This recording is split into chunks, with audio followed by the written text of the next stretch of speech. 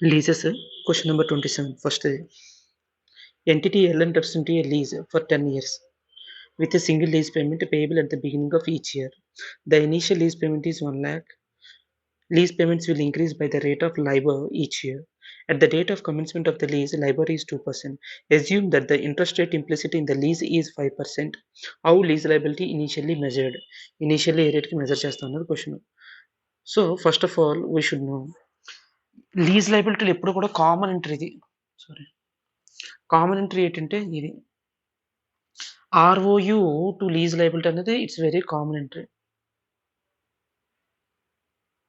ఆర్ఓయు to lease liability. Lease liability ఎప్పుడు every time should be recorded at the present value of future cash flows. ఇక్కడ first cash flows ఏంటో find చేద్దారా. ఆడ ఏమన్నాడు lease term 10 years అన్నాడు. Okay 10 years. Lease payment ఎంత? The initial lease payment is 1 lakh. Starting 1 lakh pay చేస్తున్నాడంట. ఆ తర్వాత lease payment will increase by the LIBOR of each year. Every year LIBOR lease payment లైబర్తో పాటు increase అవుతూ వెళ్తుంది. So అంటే first year initial payment 1 lakh ఇచ్చేసాడు కూడా నెక్స్ట్ ఇయర్ నుంచి నువ్వు క్యాలిక్యులేట్ చేసుకోలేవు. 1 lakh + 2%. దాని అలా +2% వేసుకుంటూ 10 years వెళ్ళిపోతున్నావు. ఓకే ఇనిషియల్ డే 1 ఎప్పుడు కూడా present value day 1 is always 1. Okay ఆ డిస్కౌంటింగ్ ఫ్యాక్టర్ ఎంత ఇచ్చాడు 5%. సో ఇక్కడ నుంచి ఎలాగా ఇది డే 1 ఇయర్ 1 డిస్కౌంటింగ్ ఫ్యాక్టర్ 2, 3 అలాగా వచ్చేసరికి ఇది 9th year ఇది అవుద్ది discounting factor. These are the discounting factors. So lease payment into present వాల్యూలోకి మారిస్తే 8,80,887 దాన్నే లీజ్ లైబిలిటీ కింద తీసుకుంటున్నాం. ఓకేనా. సో ఇక్కడ point to be noted is ఏంటంటే ఇయర్ 1 లీజ్ పేమెంట్ ఇయర్ 1లో 1 lakh జరుగుతుంది. LIBOR is applying at the end of the year. End of the year అంటే సెకండ్ ఇయర్ నుంచి తీసుకోవాలి మనము. ఓకే క్వశ్చన్ నెంబర్ ఇది 27. నెక్స్ట్ క్వశ్చన్ నేర్చుకునేటప్పుడు చిన్న కాన్సెప్ట్ నేర్చుకుందారా. సో మనం ఏం నేర్చుకున్నాం ఆర్ఓయు టు లీజ్ లైబిలిటీ అనేది ఇప్పుడు కూడా రికార్డ్ చేస్తున్నాం మనం లీజెస్లో. So first is always recorded at initial measurement lease liability. Lease liability ఎంత ఉందో ఫస్ట్ అది తీసుకుంటాం. ఓకేనా. అది తీసుకున్న తర్వాత సరే ఇక్కడ ఏమో చిన్న చేయాలి ఇక్కడ చేస్తుంటే ఆఫీస్లో ఇనీషియల్ మెజర్మెంట్ లీజ్ లైబిలిటీ చేసుకుంటాం. Plus before commencement date payments made before commencement date ఏమైనా ఎక్స్ట్రా పేమెంట్స్ చేసామా, ఇన్సెంటివ్స్ ఉంటే మైనస్ చేయాలా, ఇనీషియల్ డైరెక్ట్ కాస్ట్ ప్లస్ చేస్తూ present value of decommissioning add చేస్తాను. ఓకేనా. ఒకసారి ఆర్ఓఈకి ట్రీట్మెంట్ అలా జరుగుద్ది అనమాట. Question illustration 28. Entity Y and entity Z executes a 12-year lease rail car with the following terms of January 2016. Lease commencement date ఇప్పుడు ఇచ్చాడు. Entity Y must pay entity Z first monthly rent payment. ఇక్కడ చూసావా why అని వాడు pay చేయాలంట. అంటే ఇక్కడ lessee ఎవడు క్లియర్గా అర్థమైపోతుంది కదా. వీడు లెస్సీ అవుతున్నాడు. లెస్సీ వై అని వాడు lessor. Z will pay Y must pay entity first monthly payment కాబట్టి జెడ్. రెంటల్ పేమెంట్ ఎంత 10,000 upon execution of the lease. Entity Z will pay entity Y. చూసేప్పుడు ఇక్కడ ఏమవుతుంది లెస్సార్ లెస్సీకి ఇస్తున్నాడు ఎంత క్యాష్ ఇన్సెంటివ్ ఇస్తున్నాడు to enter into the lease payable upon lease execution. Entity Y incurred 1,000 indirect initial direct cost which are payable on February 1, 2016. Entity Y calculated the initial lease liabilities as the present value of the lease payments discounted using its incremental borrowing rate. Because the interest rate implicit lease could not be readily determined, the initial lease liability is 8,50,000. So మనకి initial lease liability ఎంత చెప్తున్నాడు. Initial lease liability 8,50,000 అంట. ROU first initial lease లైబిలిటీకి record చేస్తాం. దాని తర్వాత advance rental ఎంత entity ఇక్కడ చూసావా entity Y must pay entity Z the first monthly rent payment of upon the execution of the lease అని చెప్పాడు. అంటే అది అడ్వాన్స్ ఎంత 10,000 పే చేస్తున్నారు అడ్వాన్స్. ఇన్సెంటివ్స్ ఏమో 50,000. ఇక్కడ 50,000 ఇన్సెంటివ్. ఆ తర్వాత ఇండైరెక్ట్ కాస్ట్ ఏమో 1,000 రూపీస్. సారీరా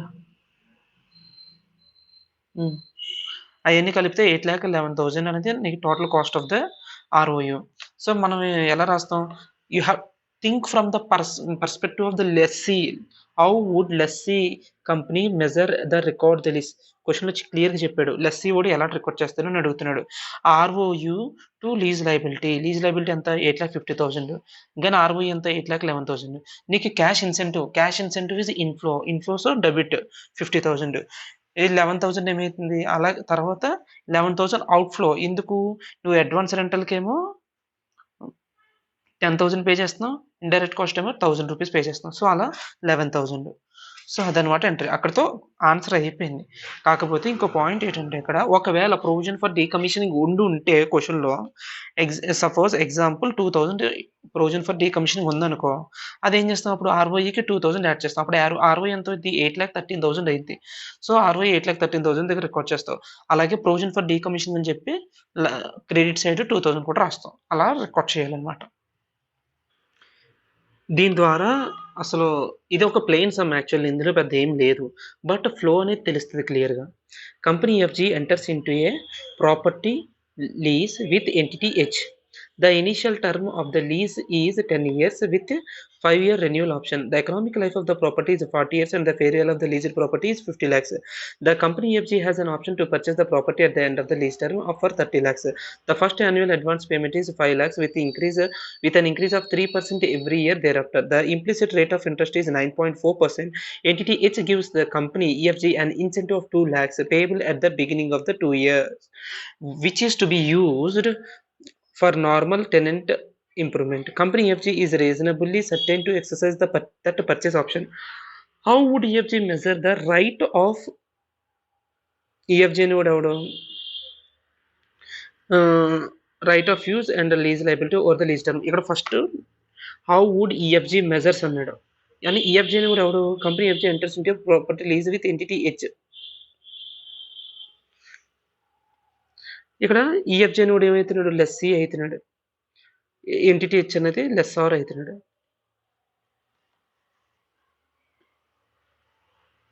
ఇది ఇక్కడ నువ్వు ఆ డౌట్ ఎలా వస్తుంది? లైక్ ఈఎఫ్జీ అని లెస్సీ అని ఎలా తెలిసిందని నేను నెక్స్ట్ డౌట్ వస్తుంది. నాకు తెలుసు కదా నీ గురించి. Company EFG has an option to purchase the property at the end of the lease term. So ఎవడైతే లీజ్ ఆప్షన్ ఇస్తున్నామో ఆడికే ఒక రీపర్చేస్ ఆప్షన్ మనం ఇస్తున్నాం 30 years తర్వాత. సో ఆ పాయింట్ బట్టి కూడా మనం లెస్సీ ఈఎఫ్జీ అని తెలుసుకుంటున్నాం. Okay, so let's go with answer.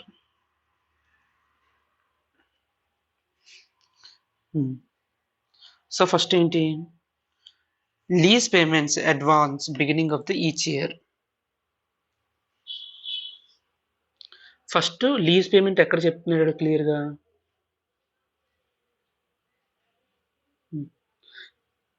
The first annual lease advance payment is 5 lakh with an increase of 5%.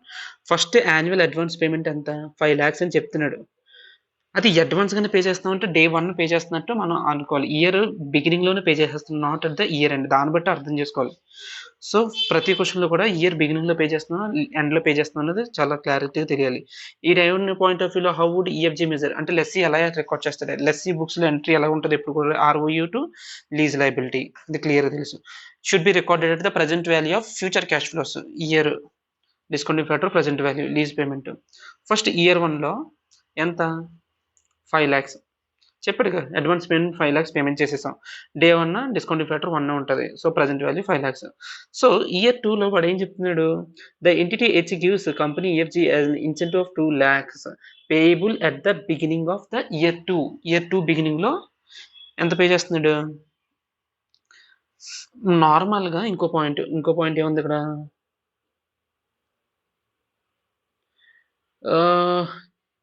an increase of 3% every year thereafter. The first annual advance payment 5 lakhs with an increase of 3% every year thereafter. అంటే second year నుంచి 3% ఇంక్రీజ్తో ఇస్తున్నాం అంట. అంటే first ఇయర్లో 5 lakhs మీద 3% ఎంత? 5 lakhsలో 3% కలిపితే 5,15,000 అవుద్ది. అందులో ఇన్సెంటివ్ ఏమో సెకండ్ ఇయర్లో 2 lakhs అని చెప్పాడు. అది తీసేగా 3,15,000 వస్తుంది. 5 lakhs plus 3% incentive 5 lakhs plus 3% minus 2 lakhs చేసాం. ఇది చాలా ఇంపార్టెంట్ ఇది. ఆ తర్వాత ఏం చేసాం, ఇప్పుడు నెక్స్ట్ మళ్ళీ 3% యాడ్ చేయాలి. 3% 3,15,000 మీద యాడ్ చేస్తావా? 5,15,000 మీద యాడ్ చేస్తావా? 3,15,000 మీద చేయకూడదు. 5,15,000 మీద యాడ్ చేయాలి. So 5,15,000 plus 3%. అలా ఎవ్రీ ఇయర్ 3% చొప్పున యాడ్ చేసుకుంటూ వెళ్ళిపోతాం. ఆ తర్వాత సెకండ్ ఇయర్ ఏమైంది, ఫస్ట్ ఇయర్ డిస్కౌంట్ ఫ్యాక్టర్ అవుతుంది 2, 3, 4 అలాగా ఎవ్రీ ఇయర్ డిస్కౌంట్ ఫ్యాక్టర్. ఇదేమైంది 10th ఇయర్కి వచ్చేసరికి 9th ఇయర్ డిస్కౌంట్ ఫ్యాక్టర్ వస్తుంది. ఓకే. అలా తర్వాత 10th ఇయర్ ఎండ్న వాడు ఏం చెప్పాడు క్వశ్చన్లో, company FJ has an option to purchase the property at the end of the lease term for 30 lakhs. లీజ్ టర్మ్ అయిపోయిన తర్వాత ఆడికి 30 lakhs కొనుక్కునే రైట్ ఉంది. సో 10 ఇయర్స్తో అయిపోతుంది. 10th ఇయర్ ఎండన ఇదేంది బిగినింగ్, 10th ఇయర్ బిగినింగ్ అనమాట. ఇది బిగినింగ్ అన్న పాయింట్ ఆఫ్ లో చూడాలి. ఇది 10th ఇయర్ ఎండ్కి వచ్చేసరికి 30 lakhs పెట్టి కొనుక్కుంటాడు. ఇది ఏముంది 10th ఇయర్ డిస్కౌంటింగ్ ఫ్యాక్టర్ ఇది. సో అలా తీసుకుంటే ఎంత అయింది, టోటల్ అంతా ప్లస్ చేస్తే 50,386 వస్తుంది. యాక్చువల్గా వాడు ఏం చేసాడంటే ఐసేవాడు పాయింట్స్లో తీసుకున్నాడు. దీన్ని ఎలా తీసుకున్నాడంటే 0.91 అలా 2 పాయింట్స్ వరకే తీసుకున్నాడు. సో ఆ డిఫరెన్స్ రౌండింగ్ డిఫరెన్స్ ఇది అంతే. సో అప్రాక్సిమేట్లీ 50 lakhs వస్తుంది. అందుకని మనం ఏం చేస్తాం, ఆర్ఓఈ అసెట్ని 50 lakhsకి lease present value future cash flows record చేస్తాను ఫస్ట్ పాయింట్. ఆ తర్వాత ఇంకేమంటున్నాడు క్వశ్చన్లో, సో ఫస్ట్ క్వశ్చన్ సాల్వ్ అయిపోయింది. ఆర్ఓఈ కనిపెట్టాం. ఆడేమడిగాడు, how do it measure right of use of asset. ఆ తర్వాత ఇంకోటి అడిగాడు, lease liability over the lease term. Lease లైబిలిటీని లీజ్ టర్మ్లో ఎల్ఏటి అంటే ఇక్కడ ఏమడిగాడు, ఎల్ఏటి టేబుల్ అడుగుతున్నాడు. సో ఎల్ఏటి టేబుల్ వేసా. ఓపెనింగ్ ఇది బిగినింగ్, రీపేమెంట్ అనేది బిగినింగ్లో జరుగుతుంది. సో ఓపెనింగ్ ఎంత 5 lakhs, opening 5 lakhs, repayment year బిగినింగ్లోనే రీపేమెంట్ చేసేస్తున్నాం కాబట్టి అక్కడ తీసేస్తాం. దాని బ్యాలెన్స్ ఎంత ఉంది 45 lakhs. దాని మీద ఇంట్రెస్ట్ క్లియర్గా చెప్పారు కదా క్వశ్చన్లో 9.4% అని. So 9.4% implicit rate of interest. So closing ఇది మళ్ళీ క్లోజింగ్ ఇక్కడికి వస్తుంది. సెకండ్ ఇయర్ రీపేమెంట్ ఎంత చేస్తాం, రీపేమెంట్ షెడ్యూల్ అంతా ఇది తీసుకుంటాం. లీజ్ పేమెంట్ రీపేమెంట్ షెడ్యూల్ అయితే ఆ తర్వాత రీపేమెంట్ తర్వాత ఇది opening, balance, interest, balance plus interest, ఇది ప్లస్ ఇది ఈజ్ ఈక్వల్ టు ఇది అనమాట. సో అలాగా 10 years దాకా వెళ్తుంది బండి. 10th ఇయర్ ఏమవుతుంది, 10th ఇయర్నా how much your 10th year 30 lakhs repay చేస్తావు. 10th ఇయర్ వచ్చేసి ఎంత 30 lakhs అంతే కదా. 10th ఇయర్న యువర్ రీపర్చేసింగ్ యువర్ అసెట్, నువ్వు రీపర్చేస్ చేసేసుకుంటున్నావు. చూడు ఇది ఓపెనింగ్ 30 lakhs రీపర్చేస్ చేసుకుంటే ఇక్కడ 0 అయిపోవాలి యాక్చువల్లీ. అది కొంచెం ఎర్రర్ డిఫరెన్స్ వల్ల అది వచ్చింది అంతే. సో నెక్స్ట్ ఎంట్రీస్ చూద్దాం. ROU to lease liabilities the first entry 50 lakhs 50 lakhs. Day 1 ఎంత రీపేమెంట్ చేస్తున్నాం, 5 lakhs అనేది డే 1 రీపేమెంట్ చేస్తున్నాం. Lease liability to cashier bank 5 lakhs repay చేస్తాం ఫస్ట్ లీజ్ పేమెంట్. దాని తర్వాత డిప్రిషియేషన్ మొత్తం అసెట్ ఆర్ఓయూ 50 lakhs అయితే 40 years depreciation per year 1.25 lakhs depreciation to ROU. ఆ తర్వాత ఇయర్ 1 ఎండ్ ఇంట్రెస్ట్ ఎక్స్పెన్స్ ఎంత, year 1 end interest expense to lease liability 4,06,800 ఎలా వచ్చింది, ఫ్రమ్ ఎల్ఏటి టేబుల్ ద్వారా వచ్చింది ఇది. చూడు ఇంట్రెస్ట్ ఎక్స్పెన్స్ ఎంత day 1, interest expense interest 406,800 is the interest expense to lease liability. ఇంకా లీజ్ లైబిలిటీ పెరుగుతుంది. That's it. క్వశ్చన్ 34 చేసే ముందు చిన్న కాన్సెప్ట్ చూద్దాం. Lease modification terms change, consideration, payment ఏమైనా చేంజ్ చేసిన, lease term, years, scope, extra floor అంటే ఇంకో నార్మల్ ఫ్లోర్ తీసుకున్నాను ఇంకో ఎక్స్ట్రా ఫ్లోర్ తీసుకుని 1 more ఫ్లోర్ లేదా ఒక ఫ్లోర్ క్యాన్సిల్ చేసిన, when the scope is increasing, lease term increase అయినా స్కోప్ ఇంక్రీజ్ అయినా ఒకలా ట్రీట్మెంట్ జరుగుద్ది. ఓకే.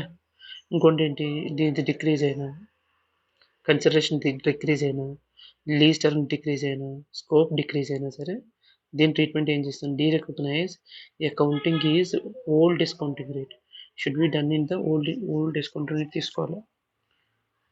ఒకవేళ ఇది కూడా బ్లూ, యాక్చువల్లీ ఇదంతా ఒకలా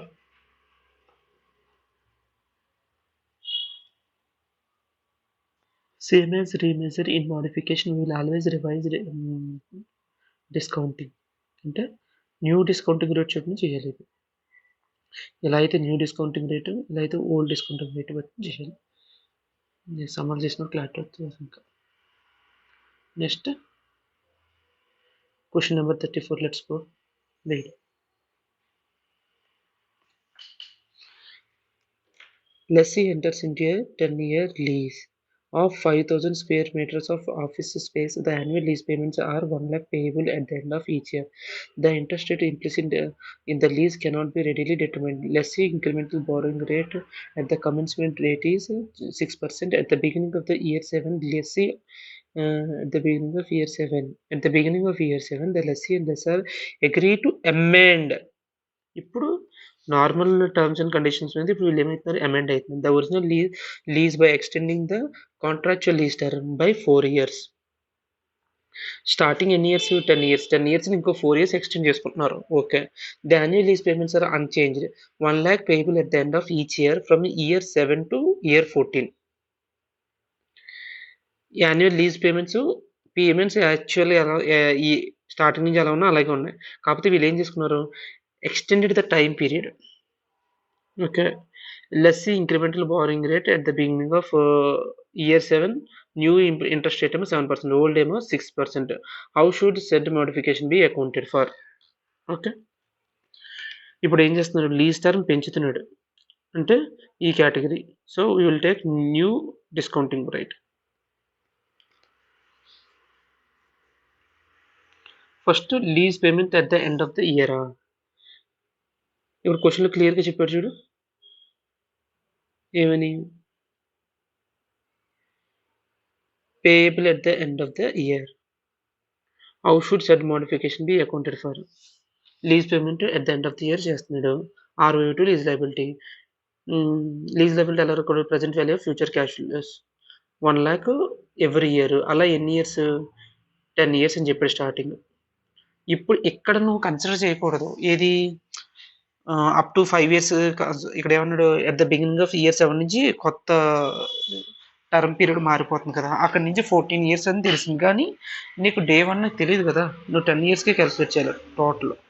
lease term 10 years, interest rate ఏమో 6% చేస్తే 7,36,009. ఓకే. ROI కూడా ఇనీషియల్లీ లీజ్ లయబిలిటీకి రికార్డ్ అయ్యింది. Beginning of year 7 before modification జరగకముందు ఏముంది, ROU after depreciation for 6 years.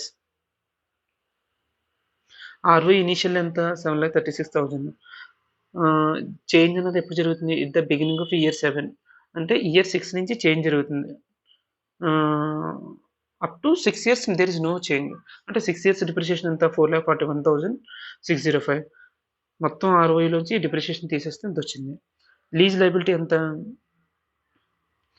ఇనీషియల్గా 7,36,009. బట్ ఈ 6 yearsకి ఏమైంది, LAT టేబుల్ వస్తుంది కదా, LAT టేబుల్ వేసుకుని ఇయర్ 6కి ఎంత ఉందో అంత తీసుకుంటాం. ఓపెనింగ్ ఎంత ఉంది ఇంత. ఇంట్రెస్ట్ అనేది మామూలుగా పేమెంట్ ఆఫ్ లీజ్ పేమెంట్ ఎప్పుడు జరుగుతుంది, at the end of the year. So first interest వచ్చేస్తుంది, opening plus interest minus repayment ఎంత, 1 lakh. So closing, opening, interest minus repayment, అలాగా 6 years దాకా వేసుకుంటున్నాను. 6 years వేసుకున్న తర్వాత 6 yearsకి ఎండ్కి 3,46,511 ఉంది. మనం ఇప్పుడు ఏం చేస్తున్నాం, at the beginning of year 7 నుంచి మనం చేంజ్ చేసుకుంటున్నాం. Okay. So up to before modification వరకు లీజ్ లయబిలిటీ కూడా 3,46,511 ఉంది. ఓకే. నెక్స్ట్ ఏంటి, ఇప్పుడు ఒరిజినల్ మోడిఫికేషన్ అనేది జరుగుతుంది. మోడిఫికేషన్ అంతా ఓల్డ్ లీజ్ లయబిలిటీ ఎంత ఉంది, బిఫోర్ మోడిఫికేషన్ ఎంత ఉంది. New lease liability after modification ఎంత వచ్చింది. ఇది వర్కింగ్ నోట్ 2 లాంగ్ చూడు. ఇయర్ 7 నుంచి ఇక్కడ ఏం లే, పీరియడ్ ఎక్స్టెండ్ అయ్యింది అంతే. అలాగా ఒక 8 years 1 lakh చొప్పున ఎవ్రీ ఇయర్. డిస్కౌంటింగ్ ఫ్యాక్టర్ ఏం తీసుకోవాలా, అమెండ్ అయిందిగా. ఇదేంటి నీకు స్టార్టింగ్ చెప్పాను, న్యూ డిస్కౌంటింగ్ ఫ్యాక్టర్ తీసుకోవాలి. న్యూ డిస్కౌంటింగ్ ఫ్యాక్టర్ ఎంత, 7%. సో, దీన్నే యాన్యుటీ ఫ్యాక్టర్ ఇలాగా ప్రతి ఇయర్ యాడ్ చేసుకొని ప్రెజెంట్ వాల్యూలో కన్వర్ట్ చేసుకోవడం. లేదు అంటే ఇక్కడ డైరెక్ట్ యాన్యుటీ ఫ్యాక్టర్ 1,00,000 అలా 8 ఇయర్స్ యాన్యుటీ ఫ్యాక్టర్ 7% తీసుకుంటే 5,97,130 లీజ్ లయబిలిటీ. సో, ఇది new lease liability. This is new lease liability. This is old lease liability. నీ ప్రెజెంట్ లీజ్ లయబిలిటీ ఏమైంది? ఇంక్రీజ్ అయింది. ఎంత ఇంక్రీజ్ అయింది? 2,50,619 ఇంక్రీజ్ అయింది. ఓకే.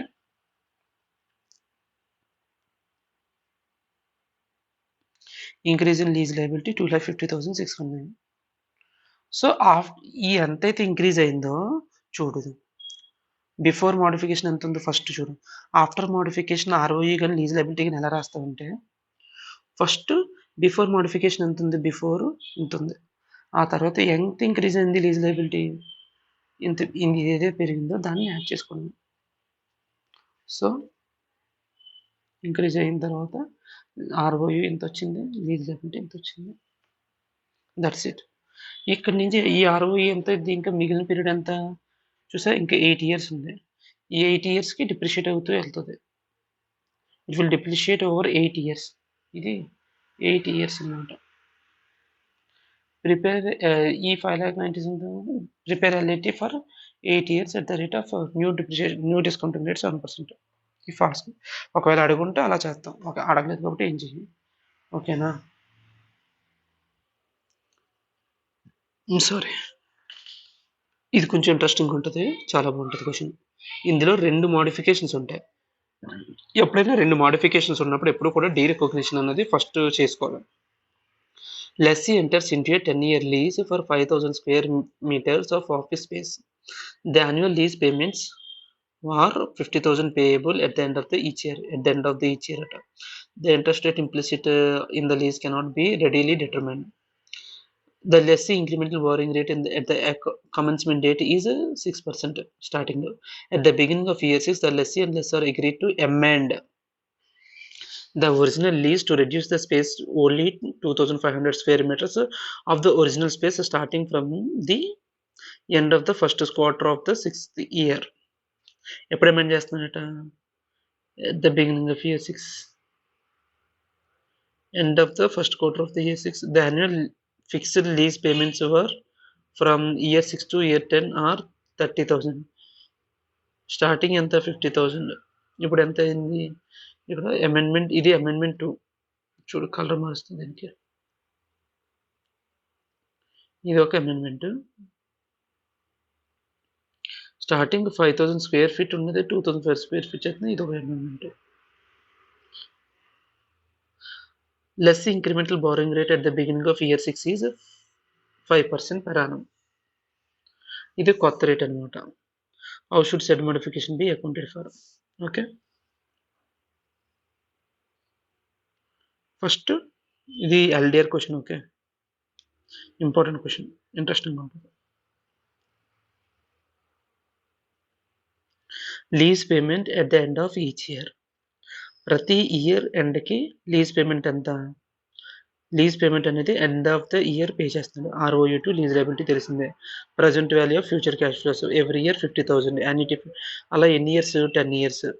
స్టార్టింగ్ మనం అమెండ్మెంట్ ఏం పట్టించుకోకుండా స్టార్టింగ్ ఏది ఇచ్చాడో అది ఇంట్రెస్ట్ రేట్ అంతా 6% చేస్తే లీజ్ లయబిలిటీ ఎంత వచ్చింది? 3,68,004. బిఫోర్ మోడిఫికేషన్ ఎప్పుడు జరిగింది? At the beginning of year 6 modify జరిగింది. ఏంది?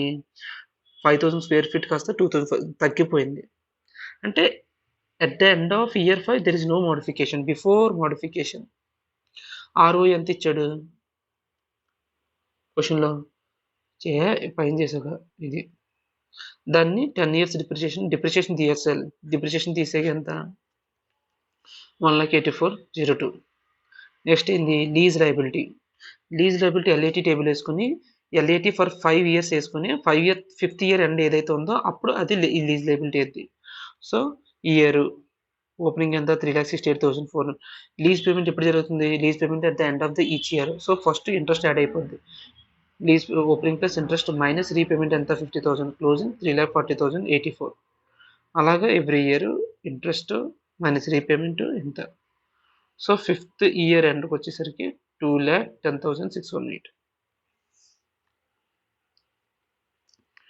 అది ఇక్కడ lease liability before modification ROU lease liability clear. Very simple. అయితే ఇప్పుడు మనం ఇయర్ 6లోకి ఎంటర్ అవుతున్నాం. ఇయర్ 6లో ఏం అమెండ్ చేశాడు? ఫస్ట్ అమెండ్ చేయడం మన స్పేస్ తగ్గించేస్తున్నాడు. సో 1 సెకండ్ ఆగు. నీకు ఇక్కడ 2 జరుగుతున్నాయి. ఒకటి స్పేస్ తగ్గించడం, ఇంకోటేమో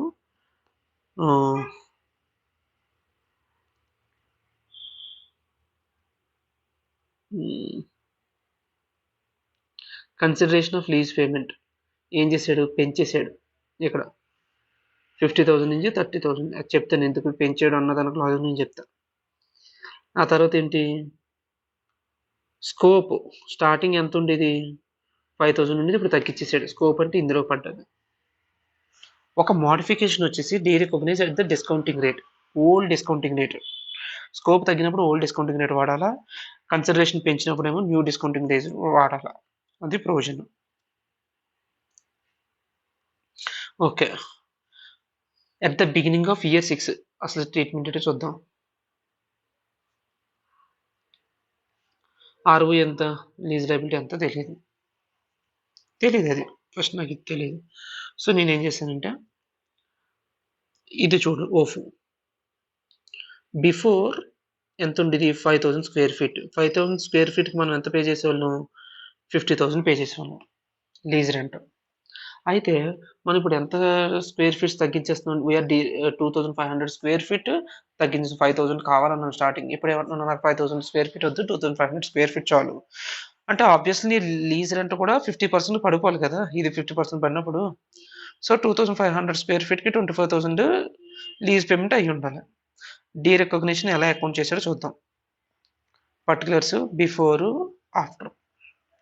ROI సెట్ ఎంత?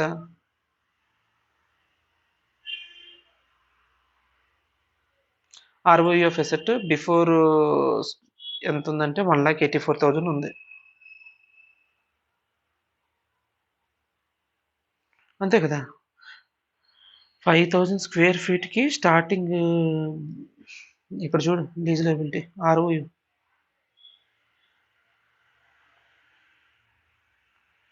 అంతే కదా ఉంది. బిఫోర్ 184,002 5,000 స్క్వేర్ ఫీట్ దగ్గర. ఇప్పుడు అది ఏంది? 50% పడిపోయింది. ROI of asset 1,84 into 50% direct తీసేసుకున్నాం. అప్పుడు ఇంకా మిగిలింది ఎంత మిగిలింది. కానీ లీజ్ లయబిలిటీ వచ్చేసి ఎలా చేయాలి? అప్పుడు కూడా బిఫోర్ ఎంత ఉంది? 2,10,618. ఓకే, అది స్టెప్ 1 తీసుకున్నాం. ఇది కూడా డీరికగ్నైజ్ ఎంత అయింది? 50% డైరెక్ట్ తీయచ్చా? ఇలా చేయకూడదు, తప్పది.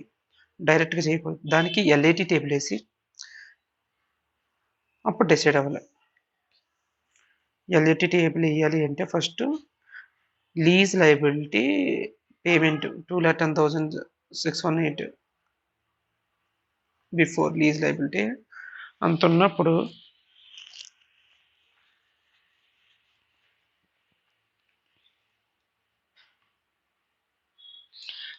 నీ క్యాష్ ఫ్లో ఎంత అయి ఉండాలి? డీరికగ్నైజ్ అయ్యేది 25,000. ఇది ఓల్డ్ది ఓల్డ్ రేట్కి తీసుకోవాలి. డీరికగ్నైజ్ చేసేటప్పుడు ఓల్డ్ డిస్కౌంటింగ్ రేట్ ఎంత? దీనికి ప్రొవిజన్ చెప్తుంది కదా. ఏమని చెప్తుంది? Discount factor, old discount factor తీసుకోవాలి. ఓల్డ్ ఇక్కడ ఎంత? 6% క్వశ్చన్లో చెప్పాడు. 6%, అందుకని 6% తీసుకున్నాం. ఇయర్ 5 తర్వాత ఇయర్ 6 నుంచి 25,000 అలాగా అలా 5 years 25,000 చొప్పున వేసుకో. Okay, discounting rate 6%. దీన్ని అలాగే యాన్యుటీ ఫ్యాక్టర్లో కూడా కొట్టచ్చు. 25,000 into annuity factor of 6% for 5 years is 1,05,309. That is the lease liability. Lease liability minus derecognition తీసేస్తే మిగిలిందంత 1,05,309. అది ఆఫ్టర్ బ్యాలెన్స్ ఉండే బ్యాలెన్స్ అనమాట. సో ఇప్పుడు ఎంత వచ్చింది? ROI 92,01, 92,09, ఇదేమో 1,05,309. ఇప్పుడు general entry for derecognition lease liability ఎంత తగ్గిపోతుంది నాకు?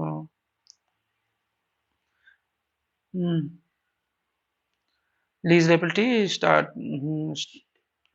ప్రీవియస్లీ 1,05,309 ఉంది కదా బిఫోర్ మోడిఫికేషన్. One second. అబ్బా, ఇది దీనికి వేస్తున్నాను నేను ఎంట్రీ.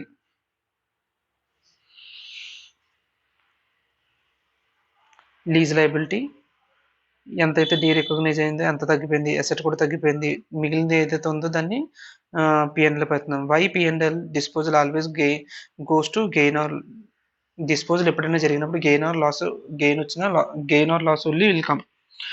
ఓకే, ఫస్ట్ మోడిఫికేషన్ చేసాం. ఇప్పుడు నెక్స్ట్ మోడిఫికేషన్ ఏంటి? మామూలుగా అయితే దీని లెక్క ప్రకారం 50,000 5,000 స్క్వేర్ ఫీట్, 50,000 2,500 స్క్వేర్ ఫీట్కి 25,000 అయి ఉండాలి. ఓకేనా? అంటే 25,000 అయి ఉండాలి. కానీ మనోడు ఎంత ఛార్జ్ చేస్తున్నాడు? రిటైన్డ్ పొజిషన్ ఎక్స్పెన్సివ్ అయిపోయింది, ఎందుకంటే increase in the lease payment. ఆ 50%కి ఎంత పెంచేసాడు? 30,000 చేసేసాడు. సో ఇదేమైతుంది? లీజ్ పేమెంట్ పెంచేసాడు, అంటే ఇప్పుడు న్యూ రేట్ తీసుకోవాలా డిస్కౌంటింగ్ రేట్కి. After modification number 2 second point, ROE ఎంత ఉంది ఇక్కడ? Same at the beginning of year 6 అది తీసుకున్నాం ఆర్ఓఈ, అలా పక్కన పెట్టి. ఇప్పుడు లీజ్ పేమెంట్ ఇయర్ 6 నుంచి లీజ్ పేమెంట్స్ ఎంత? 30,000 చొప్పున వస్తాయి. 30,000 యాన్యుటీ ఫ్యాక్టర్ 5%. ఇది new discounting factor 5%. 5% for 5 years.